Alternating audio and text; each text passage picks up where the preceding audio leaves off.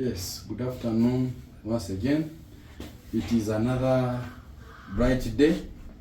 We are privileged to keep giving us information about different diseases, which I think is good for us to know and manage in our community. We've talked about some before, so today we are privileged to again meet another person who is special, who is going to tell us something that we have not been many of us knowing about. Dr. Boris is my name, and with me I have someone who has more information about hemophilia. You may not have heard about hemophilia before, but I've got an opportunity to get you, my brother and friend, and a very person who can talk about this issue more than me, and this is none other than Dr. Ntambi Samuel from Haemophilia Foundation, Uganda. I'm at his office here in Mulago. Good afternoon, doctor. Yeah, good afternoon, Dr. Boris. How are you? I'm okay. I'm happy for your welcome in the office. Thank you. Yes. How is your life? How is your life of Haemophilia Foundation? Is that a new organization or? Well, Haemophilia Foundation is not a new organization. It has been operating in Uganda for quite some years, over even 10 years. Oh. But the condition is not that much known to the population.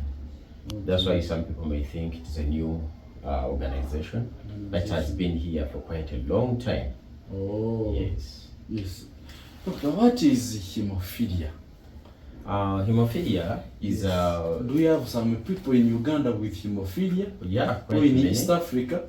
Yes, we have people in Uganda with hemophilia, and it's a global kind of disease. It's not only in Uganda. You can find it it's all over the world. Oh. Though little is known about it.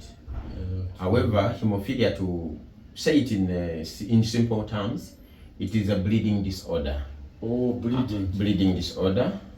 And people with hemophilia tend to bleed longer than the normal people. Yes. That means that when they get maybe a cut, yes, they will bleed for longer time than the usual time than a normal person would bleed. So you can even find it in even cases whereby if children, when you extract their tooth, especially male children, yes, they will bleed for long. They tend to bleed endlessly. So it means for us dentists, we need to know hemophilia. Exactly.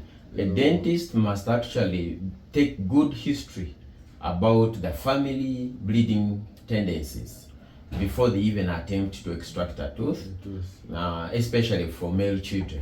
Oh. Hemophilia is a disease normally found in children, in boys. Only boys? In boys, because a few girls can get it, but it would say it's commonly found in boys. Oh. And it is a sex-linked disorder. What I mean, we inherit it from our parents. Oh, from our parents. And normally, we get that gene from mothers, and boys will be the ones to be affected. Yeah. So it is, boys inherit the gene from their mothers. And that's when, actually, that means that a child who has hemophilia, it means that their grandfather had the gene. Because fathers pass on their genes through their daughters, and their daughters will pass the trait, the disease, to their male children. Oh. So it's a disease commonly found in boys, and it is associated with abnormal bleeding, especially in the event of cuts, accidents. However, I'm playing football, I get a slight cut, I overbleed. You can overbleed. I go to the hospital, they remove my tooth, I bleed. You bleed. Or when you do circumcision, circumcision, they bleed. However, this disease can occur in different forms. It can be severe, Yes. where people even bleed without any accident. They spontaneously bleed, bleeding without any known reason. They bleed from joints, they bleed from muscles, and the common muscle is at the back there called iliopsoas muscle. They can bleed heavily and can be life-threatening. They bleed to death. Even mere, some of them bleed in the head, brain, intracranial hemorrhage. They can bleed inside their brains. Some of them, actually, the common bleeds occur in the muscles of the forearm. And quite often, once it occurs in that place, it will always, most of the time, it occurs in that very joint. Okay. And with this disease, it can actually lead to so many complications. Yes, complications. Yes. It is not managed well, or when it is not treated well, what could be the complications you can get from? Now the common complications. First, you say it is. Are there many people you find in Uganda with? Well, in Uganda, currently, when the current statistics you may get even online, we have about 152 patients. However, it is estimated that Uganda has 1,500 to 2,000 people with hemophilia. But because of the capacity to diagnose these people, still wanting. We don't have enough capacity to screen all our citizens for it. Dr. Ntambi, how come many people don't know about hemophilia? It's because we had as a country, there was less focus on such kind of a condition. In our country, it's a condition where people would hardly imagine we had it. It first manifested among the royal families of the UK, but in Uganda, even the skilled people to manage the condition were actually few. Okay. However, I'm glad to say that Mulago National Referral Hospital has a specialized clinic, ranging from nurses to professors managing this condition. And even regional referral hospitals have been given capacity to manage this condition. Yes. And it's normally detected by pediatricians and hematologists. Yes. So do I go to any clinic and they can easily test me hemophilia? You know, the reason I'm asking you is because in COVID, we were advised that we have to get tested of COVID-19 in a specific or a few accredited laboratories.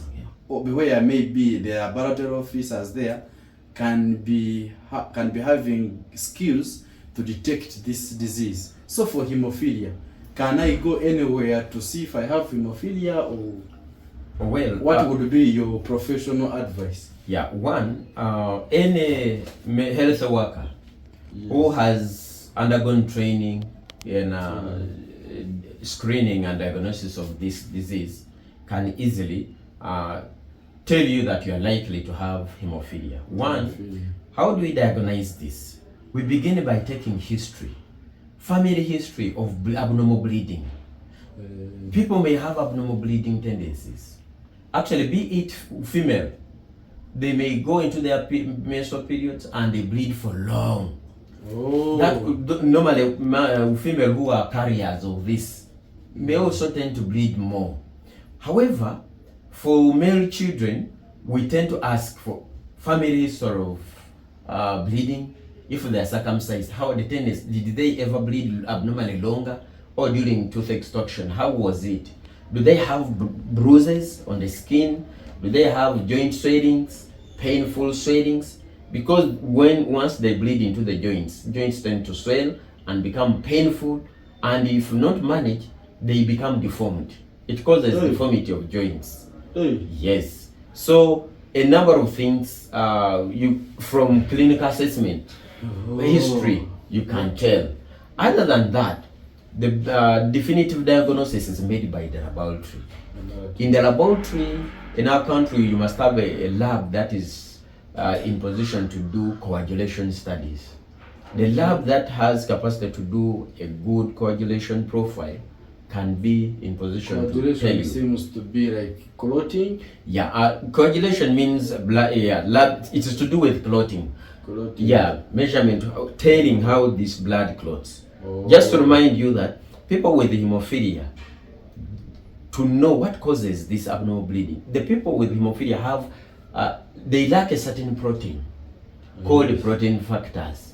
Okay. These protein factors, once they lack them, these protein factors are responsible for clotting. And when somebody lacks factor 8, factor 9, or factor 11, then we may say these people have hemophilia. The commonest form of hemophilia is hemophilia A, which is associated with lack of factor 8. Oh. And actually it is believed that 85% of the hemophilia patients are hemophilia A, while 15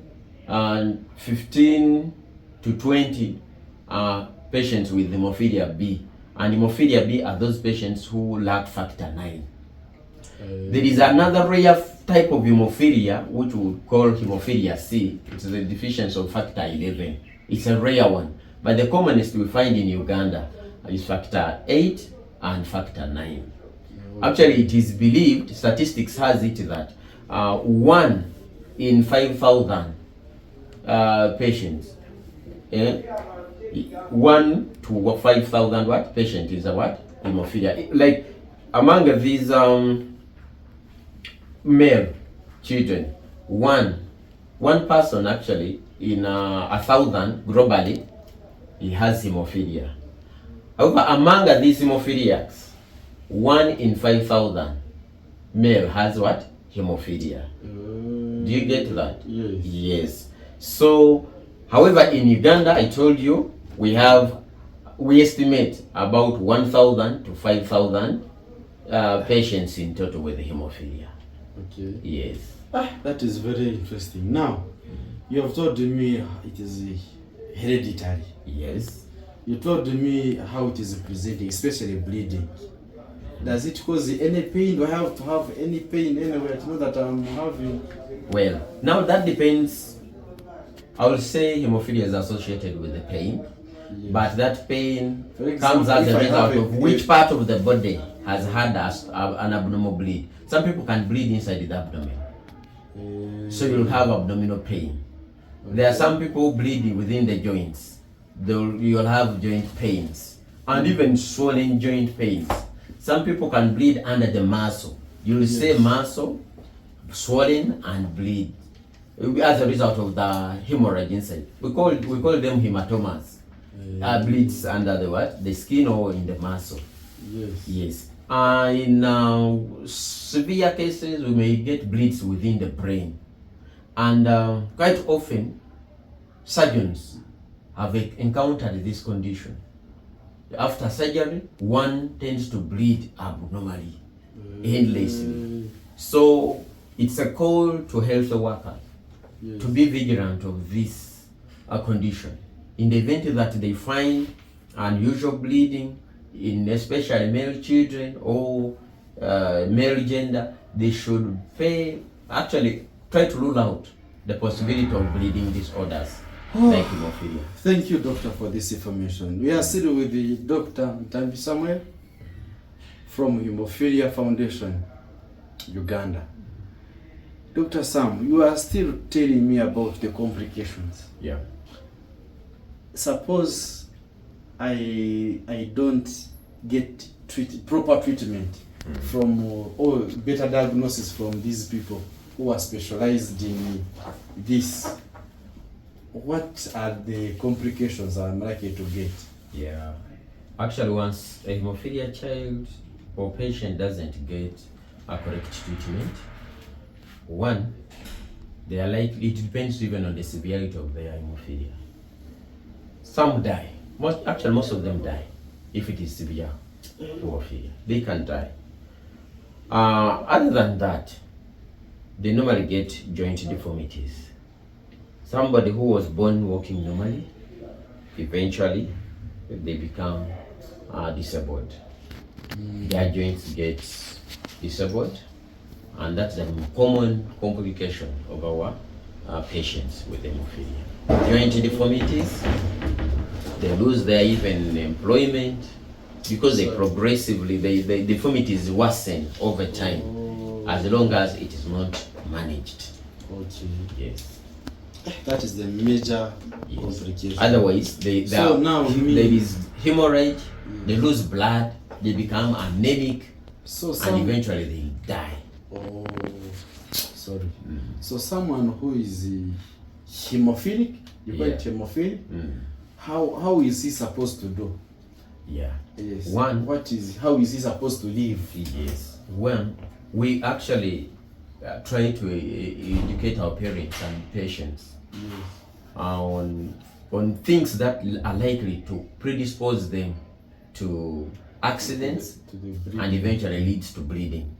Like engaging in those vigorous sport activities.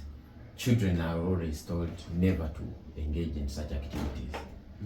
Playing football, running around in areas that are likely to cause them cuts and maybe joint injuries. We are trying to avoid educate them on that. Secondly, we try as much as possible tell them to give their history to the health worker whenever they are going for any procedure. We try to, they have to inform them, and surgery, yes, minor our surgery. specialists will prepare them. They can be given some medicines to boost up their factors, such that when they go for such an event, a procedure, they don't overbleed. Like they can be given factor concentrates to replace. Those are medicines that are used to replace the missing protein, which are factors. Yes. And specialists will work out a way. So it means that of preventing danger. Someone who is having hemophilia, so long as he informs the doctor about his condition, he can have circumcision. Yes. He can have dental extraction. He can have other major or minor surgeries. Yes. So long as he has informed the doctor and have managed it. They are aware of that. In the proper and way. What we normally do, we also test their levels. Yes. They are going for this procedure. How are your factor levels? Are they that enough to support you during the process? Will they be in position to cause enough hemostasis, clotting? You get that? Yes. And a specialist will actually guide the surgeons. So management of hemophilia is a multidisciplinary kind of discipline, and an approach is multidisciplinary. Okay. You will need a different number of health professions to care for our patients. Okay. Secondly, they have had psychosocial issues, psychological issues, because they tend not to live a life like others. They tend to get psychological problems. So there's a lot of counseling, reassurance to these children or patients with hemophilia. Because they tend not to do certain activities which they would have done if they were normal. Okay. So there's a lot of psychological, psychosocial support that is needed for our patients to live a normal life. Live a normal life. Yes. Okay. Yeah. So now you have told me how it is, what causes it, how it presents, the complications. Now to the population, how do we prevent it? Yeah. Because if it is in the blood, of course, I cannot remove it now. But we can at least manage it. You said we may not cure it completely.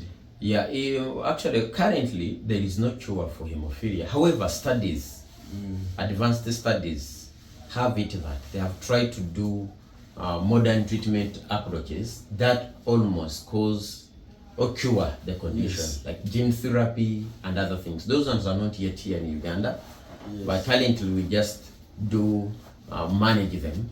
Yes. We manage the condition, the severity, and patients our clients live with it without any pain, free from complications.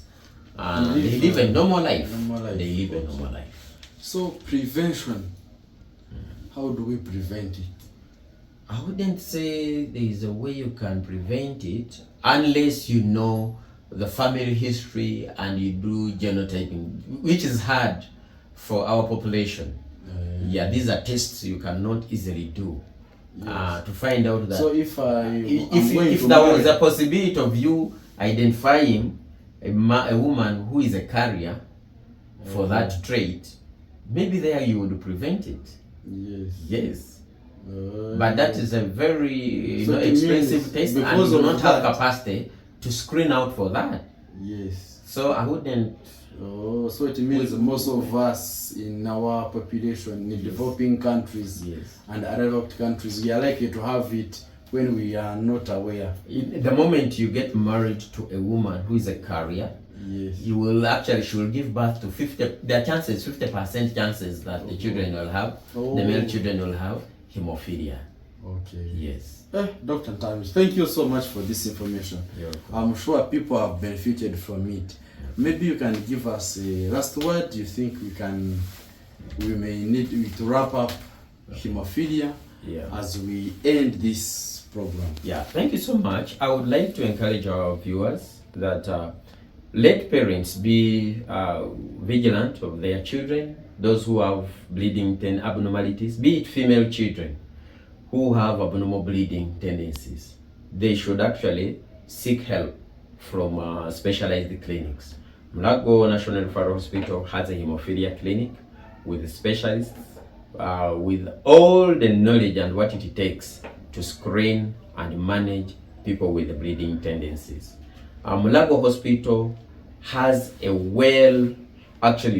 equipped laboratory with the capacity to screen for all bleeding disorders. Currently, Mulago National Referral Hospital can screen for hemophilia, can screen for inhibitors, for patients who have developed inhibitors to the drugs that manage hemophilia. Imagine that is a specialized kind of service. They also have now capacity to screen for von Willebrand's disease, a bleeding disorder which even occurs in female patients, even among other patients. It's almost related to hemophilia, similar to hemophilia. So I encourage the public to seek for help in national referral hospitals, be it even Kawempe. These are skilled people, they have capacity and they have the expertise to diagnose and manage these conditions. Yes. Thank you so much, Dr. Samuel Ntambi, for this time, for this knowledge you have given to our community. Thank you so much for viewing. May God bless you, Doctor. May God bless you. Thank you.